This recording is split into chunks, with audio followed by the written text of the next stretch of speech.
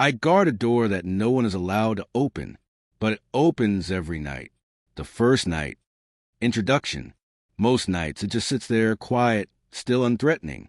Just an old wooden door at the end of a long concrete hallway. But once the clock strikes 2:13 a.m., the lock clicks, the handle turns, and it opens, even though no one is allowed to open it, even though I'm the one who's supposed to make sure it stays closed. My name is Caleb, and I guard that door every night, alone, and I'm starting to believe something is waiting on the other side. The job didn't seem complicated when I took it. Minimal qualifications, decent pay, no real interactions, just me, a flashlight, and a chair stationed about 10 feet away from a sealed, reinforced door in sublevel B4 of a government facility no one talks about. They told me two things.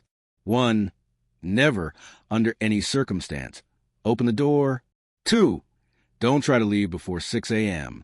That's it. No details. No explanations. I signed the NDA, put on the uniform, and showed up on time. The first night was uneventful, cold and quiet. The hallway echoed with the hum of fluorescents. I passed the hours reading old paperback horror novels and sipping coffee that tasted like rust. At 1 a.m., I did a perimeter check. At 2 o'clock, I sat back down and checked my watch. 2:13 a.m. Click. I looked up. The lock on the heavy door turned on its own. I froze. The handle shifted slightly and stopped. Then silence. I stared at it for a full minute, heart pounding. Eventually, I convinced myself it must be some mechanical failure. Maybe a timing glitch in the auto lock system. I reported it in the morning. They told me not to worry. Second night, same thing. 2:13 a.m. Click. Handle turned, but this time, it creaked open an inch. There was no sound beyond it. Just darkness. Pure absolute. I stepped closer.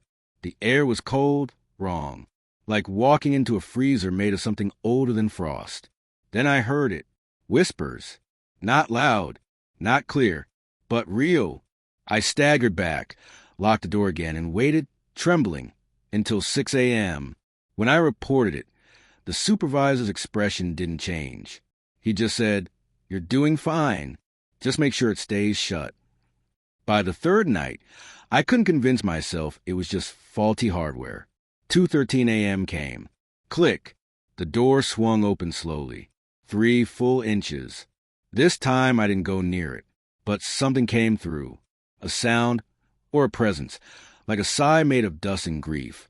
I felt it behind me, even though I never turned around. I clenched my fists and repeated over and over, "You are not allowed to open the door. You're not allowed to open the door." It closed on its own at 2:19 a.m. No wind, no mechanism, just a door, shutting like it had never opened. That was the first night I started hearing the name, not spoken aloud, but whispered in my mind. Caleb. The following morning, I asked the supervisor directly, "What's behind the door?" He looked me in the eye and said, "Nothing you want to meet." Then he handed me a bottle of holy water and a set of bone-white earplugs. Start using these after 2 a.m. That night, I arrived early. I sat, staring at the door, trying to tell myself none of it was real. Earplugs in, flashlight ready, holy water in my jacket pocket. At exactly 2:13 a.m. Click. Even with the earplugs, I heard it, muffled, distant, and crawling under my skin. A low, dry laugh. The door opened 5 inches this time, and I saw something. Fingers. Long, pale, and twitching, stretching across the threshold like they were testing the air. I stood. My hands shook as I reached into my pocket. The fingers froze, then curled into the darkness like they knew what I held. I didn't move again until 6 a.m. That morning, I didn't report anything. I knew no one was going to help me. They knew. They all knew. Conclusion, it's been 6 nights now, and every time it opens a little more. Every time, something reaches further into our world. Last night, I swear I saw a face. Not fully formed, but watching. I don't know how much longer I can do this. I haven't slept. I can't eat. I keep hearing the name Caleb over and over, even when I'm home. I started locking my own bedroom door, even though I live alone, because last night, when I came home and turned on the light, I found a handprint on my bathroom mirror, smudged across the glass in something black. The same hand I saw through the door. It's not staying in the hallway anymore. It's following me. Tomorrow is night 7. The door will open again at 2:13 a.m., and I have no idea what's coming next. But I know this. I guard a door that no one is allowed to open, and it opens every night. The 7th night, I didn't sit. I stood the entire shift, flashlight in hand, heart thudding against my ribs like it wanted out. The hallway was colder than usual, though the thermostat read the same. The walls seemed tighter, as if the concrete itself were contracting inward. My ears rang with silence, so sharp it made my teeth ache. 2:12 a.m. I clenched my jaw. 2:13 a.m. Click. The door creaked open like it had been waiting. This time, it didn't stop at 5 inches. It opened 6, then 7. I stood frozen as a gust of air, not wind, just pressure, pushed into the hallway. It smelled like rotten metal, like graves and rusted teeth. I lifted the holy water bottle from my jacket pocket and uncapped it with trembling fingers. A sound emerged from the dark crack. A wet, slithering scrape. I took one step forward. I don't know why. Maybe some reflex to prove I wasn't afraid, even though I was terrified. The light from my flashlight landed inside the doorway, but didn't seem to penetrate it. It was like shining a light into ink. Still, I saw something. Eyes. A pair. Small, deep-set, gleaming like obsidian. They didn't blink. They didn't even move. But I could feel them seeing me, not just my body, but the shape of my fear. Then came the voice again, whispering from nowhere and everywhere. "Caleb, it's warmer out here, isn't it?" I dropped the flashlight. It clattered to the floor, its beam rolling and flickering across the ceiling. I forced myself back, my heels stumbling into the chair behind me. I threw the holy water toward the door, a desperate, stupid move. It sizzled as it hit the threshold, and the eyes vanished. The door slammed shut so violently, the concrete walls shook. I stayed down. I didn't move for what felt like an hour. I didn't even look up until the light from my flashlight finally died. When I left that morning, there were scratches on the floor, long, deep gouges in the concrete that hadn't been there before, like claws or nails, like something was trying to hold the door open longer. I didn't go home. I drove to the edge of town and sat in a gas station parking lot until noon, just watching people move around like the world hadn't shifted under their feet. I envied them. I hated them a little, too. That afternoon, I got a call, not on my cell, on the landline in my apartment that I hadn't used in years. No number, just a static click when I answered, then the voice, "We're almost ready, Caleb. You're doing a good job." I hung up, pulled the plug out of the wall, shoved the whole phone in the trash. Night 8. I didn't want to go in. I really didn't. But something was drawing me back. Not fear, obligation, like I was being pulled. When I entered sublevel B4, the hallway felt different, warped, like it had grown longer somehow. My steps echoed in slow motion, and I could swear the lights above me were dimmer. The door was already ajar. That had never happened before. It had always waited until 2:13. I checked my watch. 1:47 a.m. My stomach twisted. Protocol breach. I whispered, try and calm myself. Report. Contain. Evacuate. But I didn't report. I didn't call anyone, because I knew no one would answer. I approached the door slowly, holy water in one hand, flashlight in the other. The gap was about 8 inches now. A rank smell drifted through, thicker than ever. It was no longer air, it was a presence, like something breathing against my skin. There were new sounds this time. A soft patter, like tiny feet, dozens of them scampering just out of sight. And then a whisper, but not in English. The words curled in my ears like insects. They hurt. My nose started bleeding. I wiped it, dazed, and saw a dark shape start to emerge from the doorway. It was low to the ground, hunched over, limbs too long. A silhouette that didn't make sense. like someone had folded a person the wrong way. My mouth went dry. The thing turned its head toward me. Its eyes weren't eyes. They were hollow sockets filled with something alive, flickering, oily lights, writhing like worms. It stepped out, eye through the water again. This time it screamed, not with mouth, but through every surface. The hallway trembled. Fluorescent lights above me shattered in a wave, plunging me into darkness. I don't remember how I made it out.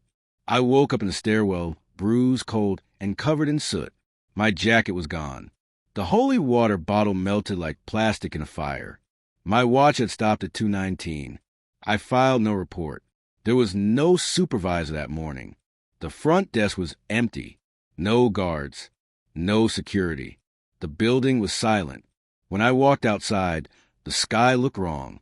It was still blue, still sunny, but something in the light felt off, like it was filtered through dirty glass.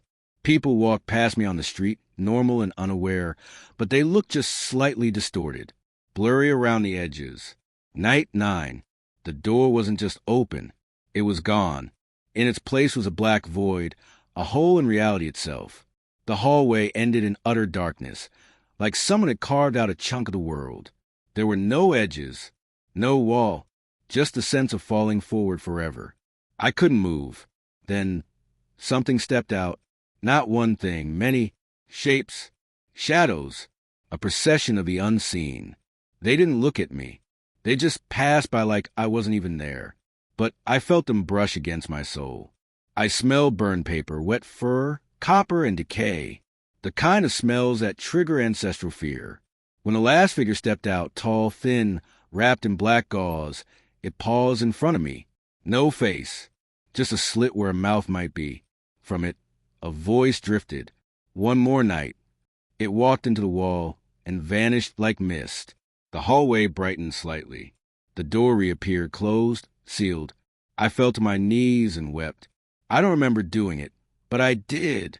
I could taste tears and blood. I tried to quit the next morning. I packed, drove to another city, checked into a cheap motel. But the front desk clerk called me by name. Room 213, right, Caleb? I didn't tell her my name. I didn't pick that room. When I got inside, the television turned on by itself. A still image, the hallway. Sublevel B4. The door. Closed. Waiting. My phone buzzed. A text message from no one. Just one word. Tonight. And then a second one.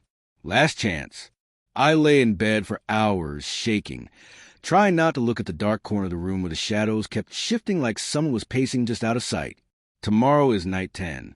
And I don't think I'm guarding the door anymore. I think it's guarding me. I arrived at the building before sunset. I didn't want to, but my car drove there like it was on autopilot. Every attempt to turn the wheel away felt like swimming upstream in a river made of molasses. When I parked and stepped out, I could already feel it, like the whole city had sunk into a deeper silence, one that was hollow at the core. Sublevel B4 was colder than usual, though the air didn't bite. It watched. It listened. With each step I took toward the corridor, I felt my presence being measured, weighed. Something inside the concrete was breathing with me, and I didn't like how often we inhaled at the same time. The door wasn't closed. It wasn't open, either. It was gone again. Just a void now, stretching endlessly beyond what light could touch. But this time there was something new, a low humming, deep resonant, like an ancient machine warming up after centuries of rest. The sound didn't come from the hallway or behind me. It came from inside me. I wasn't alone, and I hadn't been for a long time. The floor beneath me vibrated gently, just enough to make my teeth chatter and the bones of my wrists ache. Then I saw it, a light, not white or warm, but a sickly, undulating green, like bioluminescent algae growing in a forgotten cave. It glowed within the void, pulsing, almost breathing. That's when the whispers began again. "Welcome back, Caleb. You've done so well." The voice was wrong, not because of how it sounded, but because it used my name like it owned it. I backed up, but my feet didn't move. I looked down. The floor had melted into something viscous, not quite liquid, not quite solid. I was rooted in it, like my boots had been absorbed into a gelatinous membrane. Then the light grew closer. No footsteps, just movement, as if the darkness made way for it, embracing it like a long-lost sibling. Out stepped the girl, no more than 10, barefoot, pale skin that shimmered like candle wax, eyes entirely black, no whites, no pupils. She looked up at me, and I recognized her. I didn't know how, I just did. She had been on the other side since the beginning, the first to cross over, the one who opened a door the first time. She smiled, and the skin around her mouth cracked as if in use for centuries. "I remember you," she said softly. "You used to have dreams. Now you have keys. What do you want from me?" I asked. My voice sounded like it was underwater. She raised her small hand, and in it appeared a lump of something wet, flesh-like, throbbing. It took me a second to realize what it was. A heart. My heart. "You left this behind," she whispered. "But that's okay. We kept it safe." I vomited. Or I tried to. Nothing came out.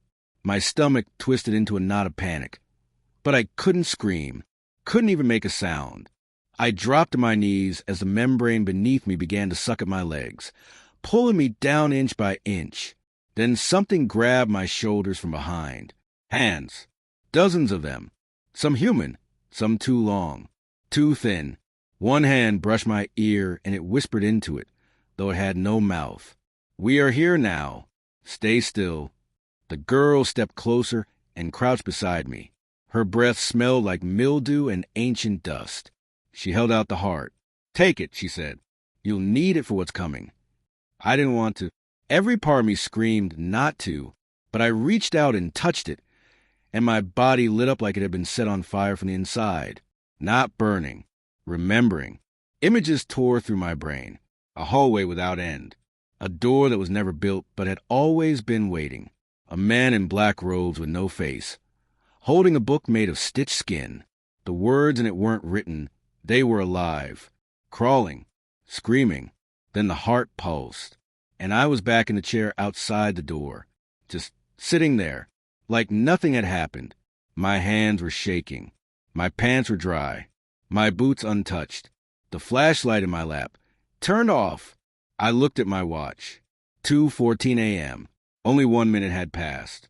The door was closed, as if the last hour hadn't happened.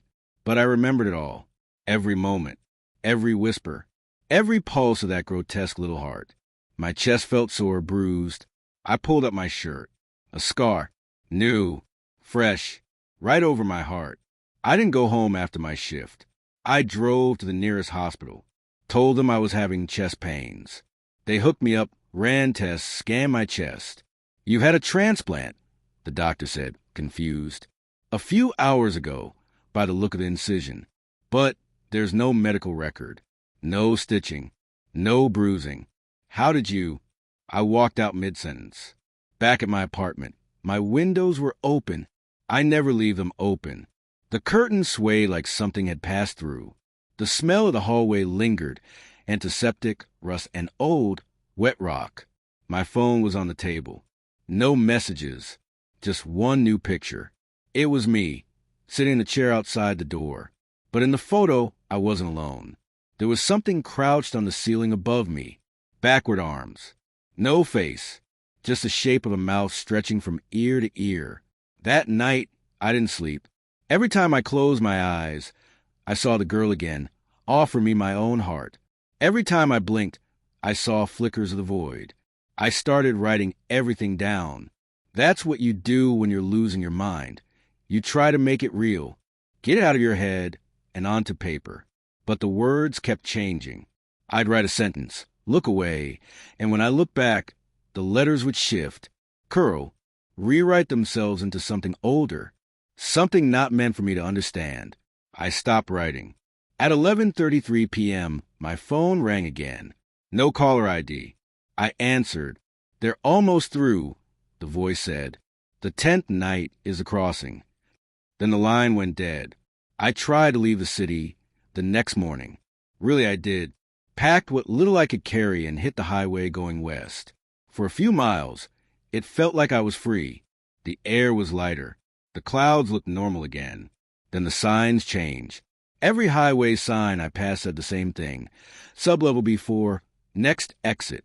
I turned off at a random town. Dirt roads, no lights, just quiet. Pulled into a diner to ask for directions. The waitress smiled, poured me coffee, and said, "You look tired, Caleb. Shouldn't you be at work?" My cup shattered in my hand. I drove back to the city in silence. When I arrived at the building, the entrance was gone. Where the doors should have been, there was just solid wall. But I knew somehow that I could still go in. I pressed my hand against the stone. It opened. No sound. Just the wall dissolving into smoke and revealing the lobby inside. Untouched, unchanged, waiting. Sublevel B for call me like a siren. Tomorrow is the 10th night. The door will open again. Only this time, I won't be guarding it. I'll be walking through. And I don't think I'll be coming back. The elevator shouldn't have worked. The building had no power. Yet when I pressed the button for Sublevel B4, it lit up like nothing was wrong. The flickering overhead lights buzzed alive, and a static lace filled the elevator shaft as it descended. I didn't touch the walls. I didn't breathe too loudly. I stood completely still, holding my breath whenever the lights dimmed or the hum staggered. When the doors opened, I expected the hallway. But what met me was nothing. Not darkness. Absence. There was no floor beneath me, only an impossible void. But I was still standing. The air smelled like candle wax and rotting wood. I moved forward, one foot after another, walking on nothing but silence. And as I did, I saw them, rows and rows of doors, suspended in the black. Hundreds, maybe thousands. Each one different. Oak, iron, glass, bone. Some pulsed with a heartbeat of their own. Some cried. Others breathed. And then I saw my door, the one I had guarded. It stood alone, slightly ajar. No handle, no keel, just waiting. I stepped toward it, but something stopped me. A hand, cold, clammy, pressing against my chest. I looked down and saw nothing, but the pressure remained. "She's already inside," the voice whispered behind me. "You're too late to stop her." I turned and saw the girl again, but she had changed. No longer 10. Taller, thinner. Her mouth stretched wider than humanly possible, splitting her cheeks. Her eyes were full black, leaking tears of soot. Her dress was soaked in something dark that glistened with movement. "You were supposed to guard it," she said softly, "but you let it open." Her mouth didn't move when she spoke. "You're the key, Caleb. You always were." I stepped back, but the void behind me shifted like waves in water. She pointed to the door. "Go on. It's your turn now. Finish what you started." As I stepped in the frame of the door, I was hit by an overwhelming smell, sweet, cloying, and putrid, like rotting flowers and burnt sugar. Inside was a corridor, almost identical to the one outside the real door. Only everything was wrong, tilted, melting. The walls pulsed like flesh. The lights overhead buzzed in time with a heartbeat. And ahead of me was a desk. My desk, the same chair, the same thermos, the same flashlight. But the man sitting in the chair wasn't me. He had my face, yes, but his skin was a shade too pale, like wax. His eyes were glassy and unblinking, and when he turned toward me, his mouth split open, revealing a second set of teeth inside. "Welcome back," he said. "We've been so hungry." The floor behind me collapsed. I fell endlessly. Wind tore at my face, but there was no sound, just a growing pressure in my ears, like the air itself was trying to scream. Then, suddenly I was standing again, in a house I didn't recognize. Suburban, quaint, quiet, until I heard the sobbing. I walked through the hallway, each step taking me past doors that didn't belong, the same doors from the void. They blinked at me as I passed, groaning softly like they were dreaming. In the kitchen, a woman sat at the table, head in her hands, sobbing into a blood-soaked dish towel. "Mom," I whispered. She looked up. It was her, but older, much older, wrinkles carved into her face like deep scratches. Her eyes were hollow. "You said you'd never come back here," she rasped. "I never left," I said, the words slipping out before I could think. She stood, knocking over a chair. You should have burned the door. You were supposed to burn it, Caleb. The house cracked around us, the ceiling caving in like a rotted shell. From the ruins above, hands reached down, dozens of them pale and trembling. I ran, burst out the front door, and landed back on sublevel B4. But this time, everything was different. There were no lights, no signs, just rows and rows of bodies, stacked along the hallway walls. Every single one wore the same security uniform I did. Every single one had my face. Some were rotted, some were fresh. All stared at me with eyes wide open. You've done this before, a voice said. From the far end of the hall, something massive approached. I couldn't see it, but the air grew thicker, heavier with every step it took. I dropped to my knees, unable to breathe. The pressure pushed down on my back like a mountain. Then, from the void beside me, the girl stepped out once more. This time, don't run, she said. She extended her hand. There was something in it, a small object wrapped in tattered cloth. I took it. It was a tooth, long yellowed, still bleeding. And I knew it was mine. The girl smiled. You remember what you forgot when you gave that away. I turned back to the hallway. The sound of footsteps stopped. Silence. Then the door opened on its own. But this time, it didn't lead to the corridor. It showed me a nursery. A crib, mobile spinning slowly overhead. A lullaby playing, backward. Inside the crib, something shifted beneath the blankets. I stepped in. I couldn't stop myself. The air inside the nursery was wrong. Warm, sweet. The kind of air that sticks to your skin like syrup. The walls pulsed gently, as if the room had a heartbeat. I reached into the crib and pulled back the blanket, and I saw myself. Not a baby, not a reflection. Me, staring up, eyes open, mouth stitched shut. Hands gripped my shoulders again. The same hands as before. But this time they didn't stop me. They pushed. I fell forward into myself, into the stitched version of me in the crib. Everything went black. When I opened my eyes again, I was back in the chair. The real chair, on sublevel B4. The hallway was quiet. The door was closed. A note sat on my lap. It wasn't written in ink. It was burned into the paper. You pass the threshold. Now you guard from the inside. I looked at my hands. They weren't mine anymore. Too pale, too thin, like candle wax that had melted and reformed into a shape that resembled me. From down the hallway, I heard footsteps. Another guard, another me, another loop. Only this time, I would be the one behind the door, waiting. The hallway had changed again, gone with the flickering lights and sterile white walls. In their place stretched a corridor of shifting darkness, like fog crawling over itself in a frenzy to escape the light. I stood where I always had, now inside the door. The space behind me no longer resembled anything human-made. It pulsed, breathed, and waited, like something alive, something hungry. I no longer knew how long I'd been here. Time didn't behave normally in this place. Minutes stretched into hours. Hours folded into seconds. And always, the door stood between me and the world above, silent and sealed, until midnight. That's when it opened. Every night, without fail. And every night, something tried to come through. The first time, it had been a whisper, not a word, but a sound that rattled my teeth and shook something inside me loose. The second night, it was a shape, long-limbed, dragging claws against the walls, blind but listening, sniffing the air. I'd watch from behind the slits of a second door, hidden deeper within the dark. It didn't see me, but it felt me. By the third night, it had learned my name. Now, tonight, I waited again, just past midnight. I could hear it stirring on the other side. The girl had not come again. The girl, the copy of me, the stitched baby, they were part of the storm that led me here. But now it was only me and it. The door began to tremble. A low groan rolled through the hallway. The lock, if there ever was one, clicked. The handle turned on its own, even though it had never had one before.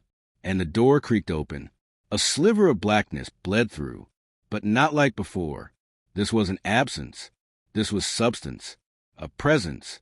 Then I saw it, a shape, shifting and bubbling like melted skin. Thousands of hands clawed their way along its surface, some old, brittle as bone, others fresh, twitching. Eyes blinked open and shut in no logical pattern. It pulsed forward like a tide of humanity that had forgotten what it meant to be human. "Caleb," it said, without speaking, "let us all the way in this time." I stepped back, heart thudding, but there was nowhere to go. Behind me, the hallway had closed in on itself. There were no walls anymore, just endless corridors of doors, each one now open, and behind every door a version of me was watching.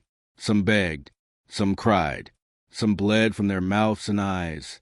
One just smiled and whispered, "It's not that bad. Once it takes you, you stop remembering the pain." I turned back toward the door. The thing had stopped in the threshold. It couldn't come in yet. Not fully, but it was waiting. I didn't open it. I said, "It opens on its own." "You opened it when you looked," it whispered, "when you wondered what was on the other side." Curiosity is an invitation. My body began to ache. My teeth itched. My eyes burned. I felt a pulling, like something reaching through me. And then I heard the voice I hadn't heard in years. "Caleb." Soft. Familiar. "Mom." I whispered. The shape shuddered. A face pushed out from the blackness. Her face, but not as I remembered. Her skin had rotted. Worms wriggled through her scalp. One eye hung loose, swaying like a pendulum. "I'm so proud of you," she moaned. "No," I said, stepping back. "You're not her." But the thing behind her came closer. "You always said you want to come home." A hand reached out. It was mine, but older, wrinkled, bones showing through torn skin. "You left us," it groaned. "You left the door open. And now we're all coming through." Every version of me, from the open doors behind, began walking forward. Hundreds, thousands, each one missing something. Eyes, limbs, mouths, each one muttering the same thing. "Let us in." I screamed. I ran. But no matter how far I ran, I was still there, still in front of the door, still staring into that black mass of forgotten horrors and versions of myself I'd never met. And then the worst thing happened. I woke up, in the chair, back at the desk. The door behind me closed. I was sweating. My hands trembled. But everything was back to normal. The hallway, the fluorescent lights, the monitors. I stood, walked to the door. It didn't move. No sound. No whispering. Just silence. Had it been a dream? Hallucination? No, because when I turned around, I saw a single tooth on the desk, still bleeding. I didn't scream this time. I just sat down, slowly, breathing heavily. And that's when the intercom crackled to life. First time in weeks. Security Post 4 confirmed status. A voice said. I picked up the radio. "This is Post 4, I answered. "Everything is normal." A pause. "Copy that," the voice replied. "Just checking. Sublevel B4 is sealed. Stay put." The line cut, and the light above the door, it blinked once, twice, then turned green. That had never happened before. The door creaked open, and behind it stood me, but not me, smiling, holding a lantern made of bone, and whispering, "You made it out once. Let's see if you can do it again." I froze as I stared into my own face, or something wearing my face. It stood just inside the open doorway, holding the lantern fashioned from a cracked human skull, its light an eerie green glow that cast long, shifting shadows against the corridor walls. The thing's smile never reached its eyes. Those eyes were wide, unblinking, and hollow, not lifeless. Worse, eternal. "Come with me," it said in my voice, but as if someone was dragging it through water, every word trailing into silence. "I'm not going anywhere," I whispered. The copy of me tilted its head like a bird. "You already have." It stepped backward into darkness, lantern held high. And though the hallway behind it had always been narrow, now it stretched deep, infinitely deep. The walls wept a black ichor. Faint shapes moved just beyond the lantern's reach. crawling on the ceiling, dragging themselves across the floor. A whisper echoed around me. You were never meant to guard it. You were meant to open it. I backed away, but the corridor behind me had warped.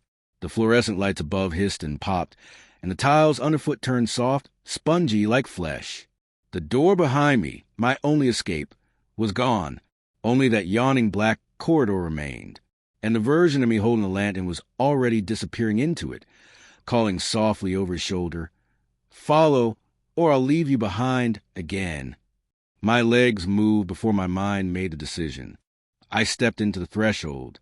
Instantly, the smell hit me, like rotting wood and burnt hair and wet metal. Every breath felt thick.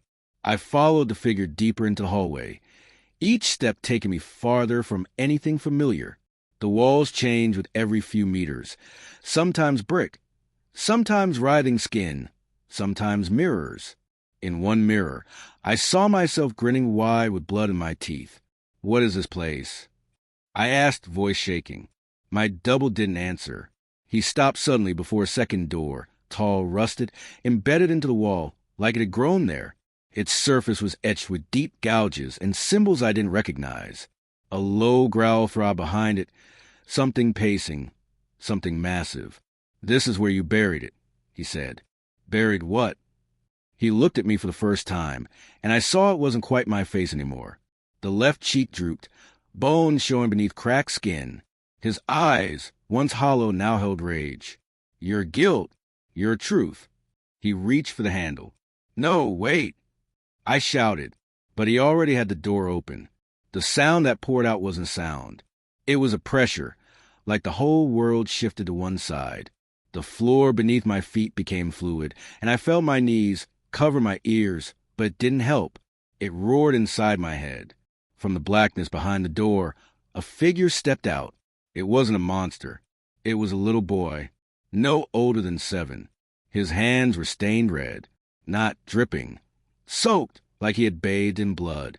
His eyes were sewn shut with thick, black thread. His mouth moved, but I couldn't hear the words.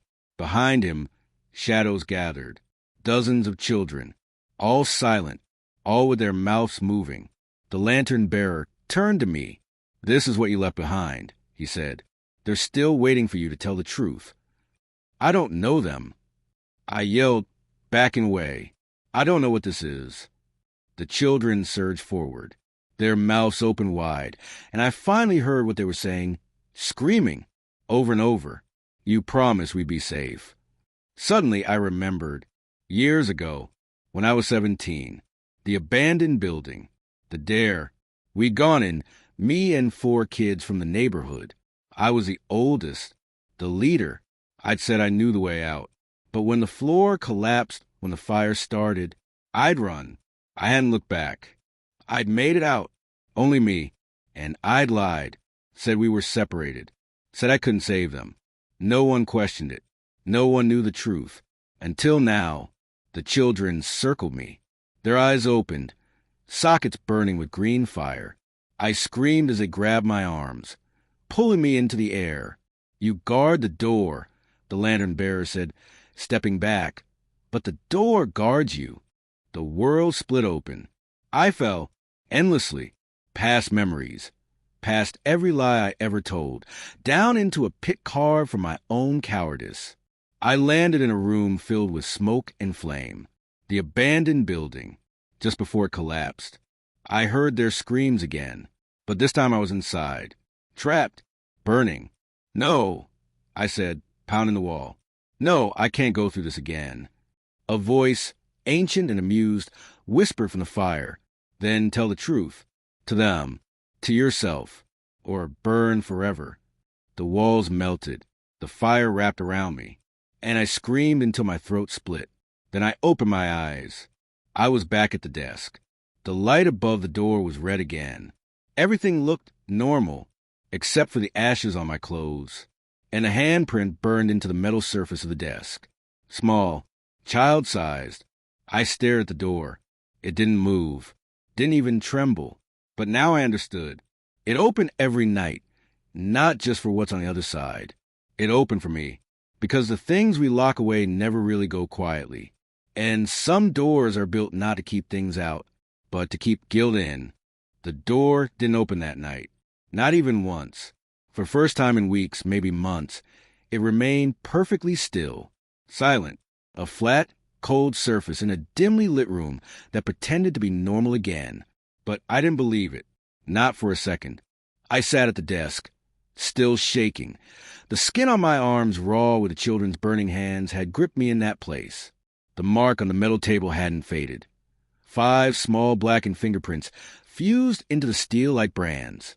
Every time I looked at them, I felt like they stared back. The next night, the door stayed shut again. And the next, the air felt heavier now, thicker, as if the hallway and the room beyond had grown bored with waiting, as if it was drawing breath for something much worse. I started having dreams, worse than before, not of monsters, of me.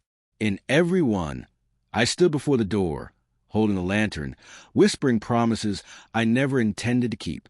Behind me, the hallway twisted endlessly, filled with mirrors reflecting every version of myself I'd buried over the years. Coward, liar, witness. One night, in the dream, the door didn't open. I did, and whatever was on the other side smiled, stepped through, and wore me like a skin. I woke up screaming. I knew what was coming. The quiet was never real. It was the kind of silence that comes just before the scream. On the 7th night, I brought a hammer with me, not to protect myself, to destroy the door. I arrived an hour early and stared at the frame, at the rust that always bled from the hinges, at the light overhead that flickered weakly now, like a dying firefly. The hammer felt cold and foreign in my hand. My grip shook, but I had to try. I swung hard, once, twice. The wood splintered, but didn't break. I pounded it again and again until my arms burned and my hands bled. And then the light above the door turned green. Not red, green. It had never done that before. A soft, warm glow, sickly and wet, washed over the hallway. The door creaked once. Not open, just enough to make the sound. I took a step back. "Don't," I whispered. The door moved on its own, slowly, just an inch, enough for darkness to spill through like ink bleeding through paper. Then it stopped. I stood there, panting. And then I heard it. Not footsteps, not whispers. Breathing from inside. A slow, deep, wet sound. Labored, like lungs filled with water. I raised the hammer again. The door creaked wider. And from the darkness, a voice crawled out. So soft I thought I imagined it. "You still haven't told them." I dropped the hammer. It clanged against the tile and rolled into the shadows. The hallway grew colder. My breath misted. And then the child stepped out again. But he wasn't like before. This time he looked alive.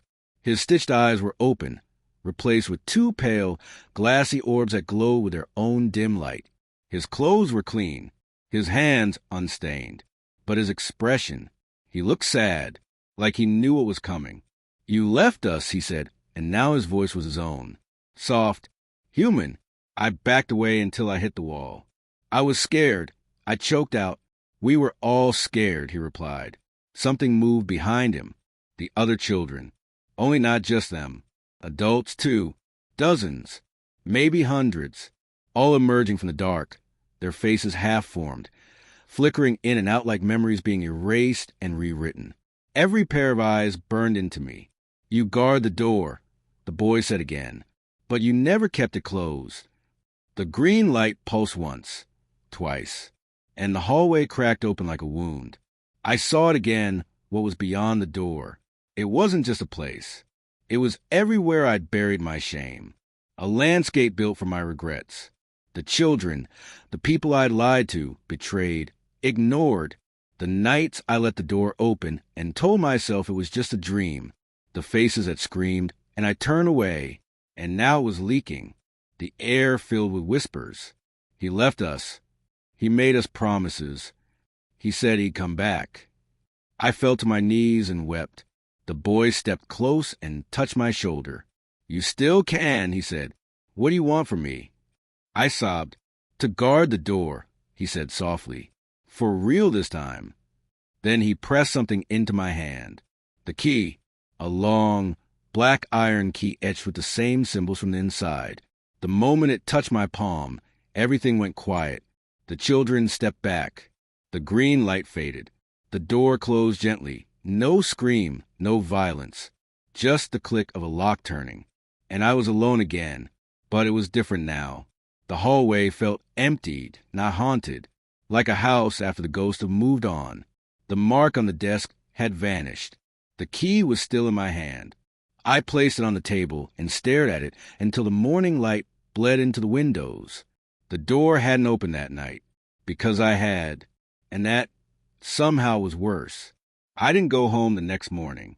I just sat in the hallway, slumped against the wall beside the door, with the key still in my hand. I couldn't let it go. Every time I tried, my fingers would tighten on their own, as if something deep in me had decided it was mine now, forever. I must have dozed off at some point, because when I opened my eyes again, it wasn't morning anymore. It was dusk. The hallway was cast in amber light, eerie and stretched thin like it was bleeding through stained glass. The door stood there, quiet, unmoving. But now, I couldn't stop staring at it. Every sound, every creak in the walls, every sigh of the air conditioning. I thought it was starting again, that it was winding up. But it didn't. Not that night, not the next, and not the one after that. I didn't understand what had changed, until the dreams came back. Only this time, they were different. I wasn't inside the dream. I was watching it, like a security feed. The hallway, the door, the key in my hand. But instead of me standing guard, someone else was a woman, unfamiliar. She wore the same uniform, held the same lantern. But her face was pale and bruised, like she'd been there longer than she should have. And in the dream, I watched her break. She cried. She screamed.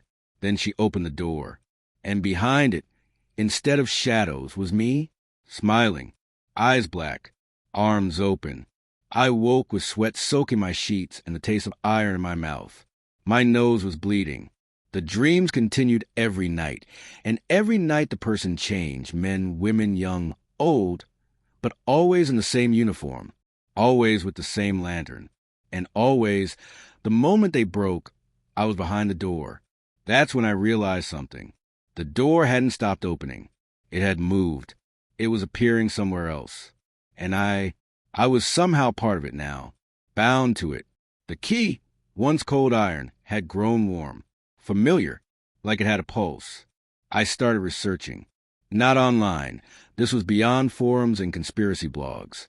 I went to the archives, places where old blueprints were stored, records of the facility long before it was turned into a security contractor's outpost. I found maps from 1964. Before it was a monitoring center. It had been a psychiatric hospital. Before that, it was a prison. Before that, a church. And always, the blueprints had a single chamber marked simply as door. No room number. No specifications. Just the word. Every version of the building had kept it, built around it, preserved it. I dug deeper. Old reports. Obscure articles. One written in the margins of a ledger, probably by a janitor or night worker decades ago. They say it takes a part of you each time it opens. But it's not the part you think. It's not your soul. It's your memory. You'll forget why you started. You'll forget what's behind it. That's how it protects itself. That line stuck with me, because I was already forgetting things. I couldn't remember how long I'd been here. Couldn't remember the names of my co-workers. Even my own apartment felt foreign, like a stage set from a life that wasn't really mine. Only the door felt real, and that terrified me. I stopped going home. I brought blankets, food, my toothbrush. I stayed in the hallway, slept by the door. I needed to know if it would open again. And then, on the 6th night since it last opened for me, it did, but only halfway. A thin sliver. Enough for something to slip through. Not a child. Not a voice. A smell. Old smoke. Ashes. Burnt skin and wet wood. It made me gag. I stood, lantern in hand, key in my palm, and faced the thin opening. A whisper came through. This one didn't speak words. It breathed them directly into my mind. A memory.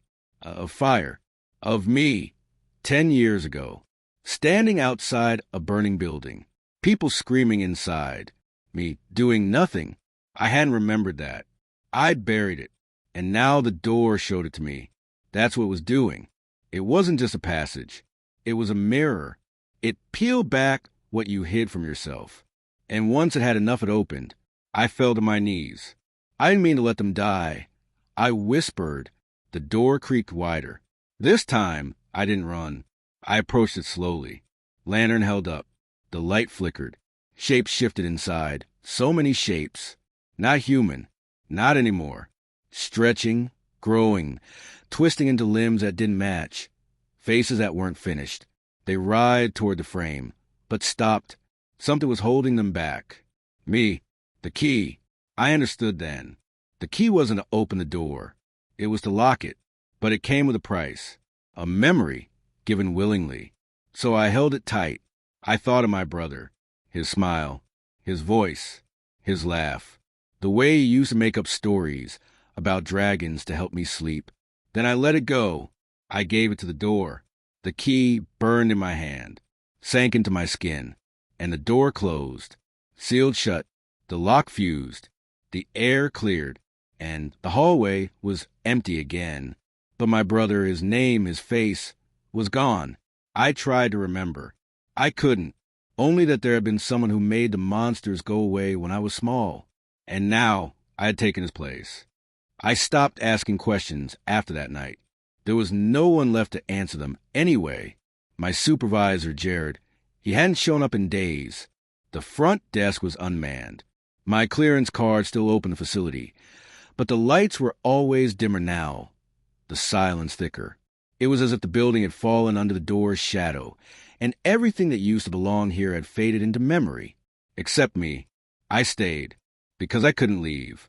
Because I had nowhere else to go. The hallway had become my world. I ate there, slept there, waited, watched.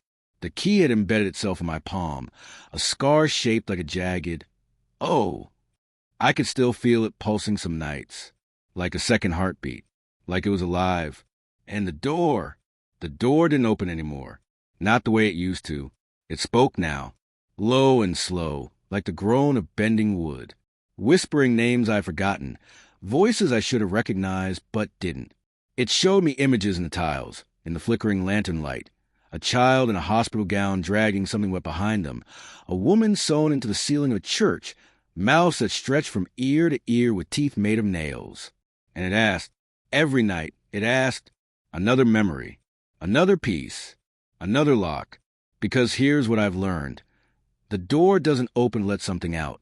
It opens to take something in. And once it has you just a little piece, it needs more. But if you give it enough, you become the lock. You become the seal.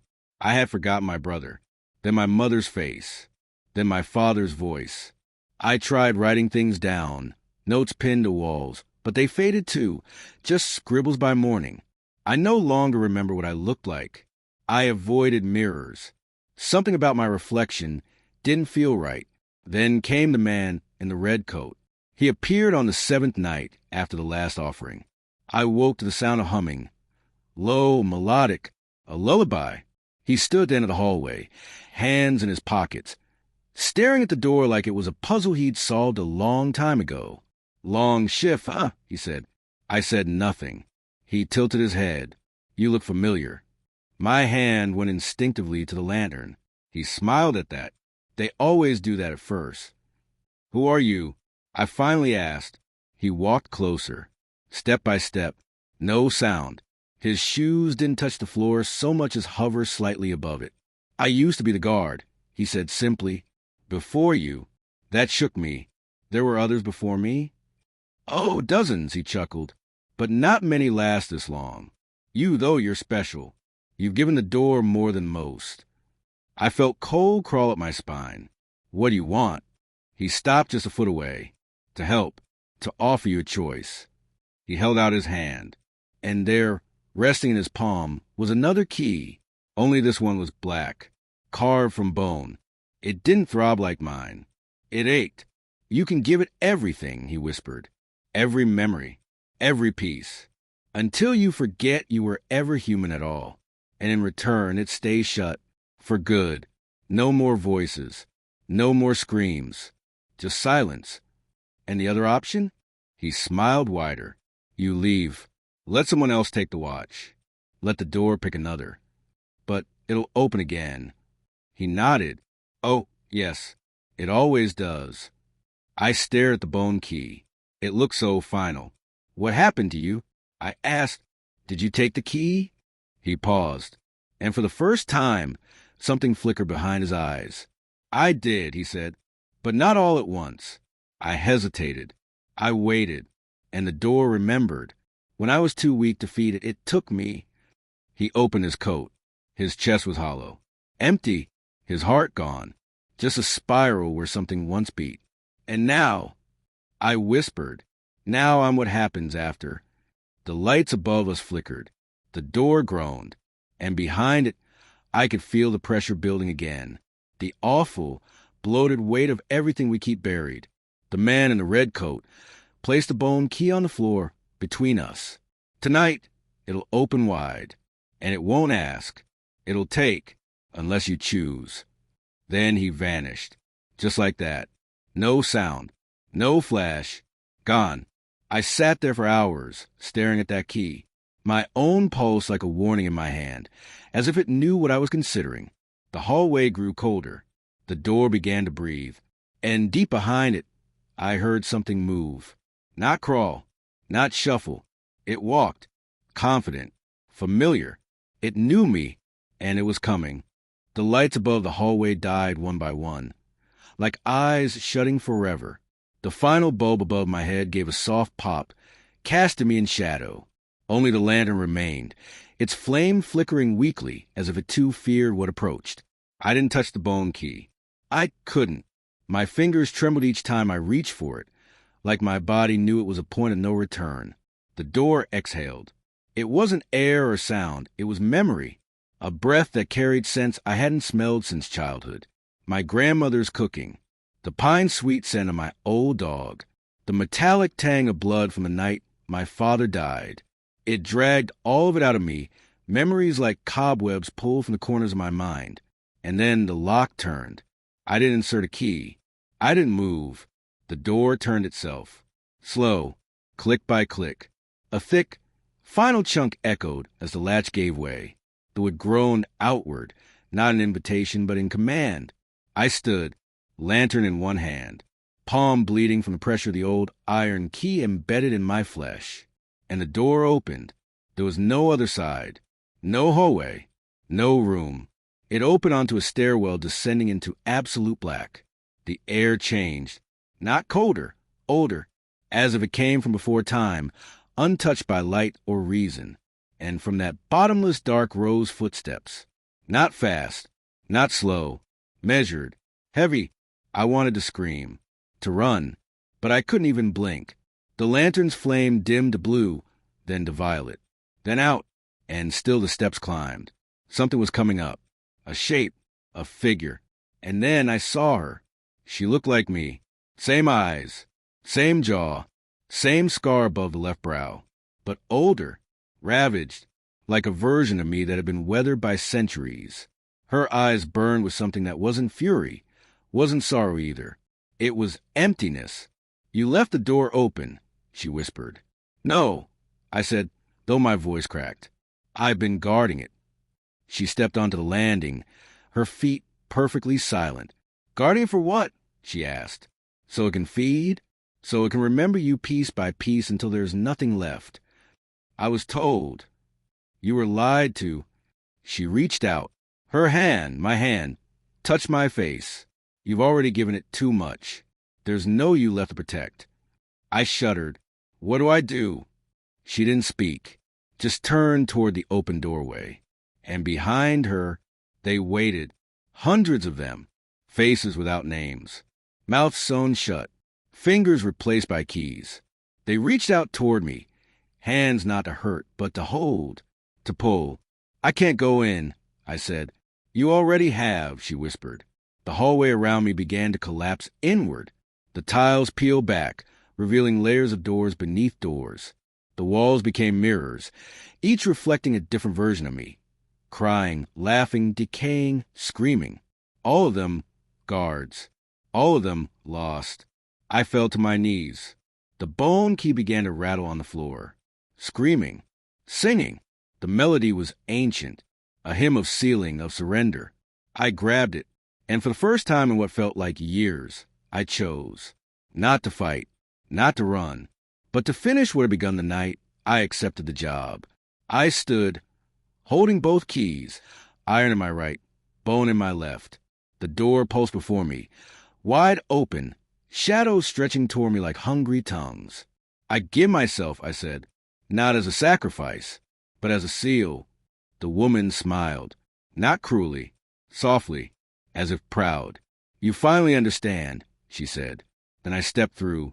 The cold was instant, but it wasn't death. It was remembering. The hallway vanished behind me.